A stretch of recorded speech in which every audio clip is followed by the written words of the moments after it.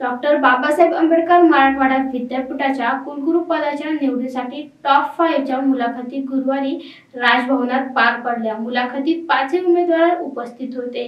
या मुलाखतीनंतर राज्यपाल तथा कुलपती रमेश बैस यांच्या आदेशांनी उच्च शिक्षण क्षेत्राला प्रतीक्षा लागली आहे। विद्यापीठाच्या कुलगुरू पदाची निवड करण्यासाठी शास्त्रज्ञ डॉक्टर अनिल सहस्रबुद्धे यांची समिती स्थापन केली होती।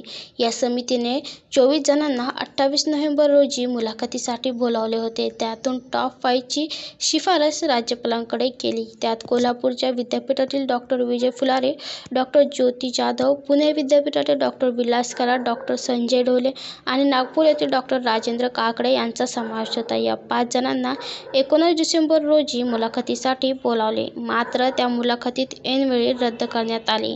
त्यानंतर 4 जानेवारी रोजी मुलाखतीसाठी 5 जणांना बोलावले होते। दुपारी 3 वाजता संबंधितांचा रिपोर्ट टाईम राजभवनात होता। त्यानुसार 4 जानेवारी रोजी 4:30 वाजता मुलाखतींना सुरुवात झाली। सर्वच उमेदवारांनी 8 ते 10 मिनिटे देण्यात आली। त्यात सर्वाधिक वेळ डॉक्टर विजय फुलारे यांना देण्यात असल्याचे समजले।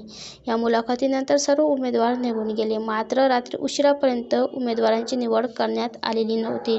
राज्यपालांकडून कुलगुरू निवडीच्या आदेशाची उच्च शिक्षणातील प्रत्येकाला प्रतीक्षा लागली आहे। दरम्यान, सूत्रांनी दिलेल्या माहितीनुसार कुलगुरू निवडीचे आदेश येण्यासाठी 2 ते 3 दिवसांचा कालावधी लागण्याची देखील शक्यता वर्तवली जात आहे। Bureau report, AI news, Chhatrapati Sambhajinagar.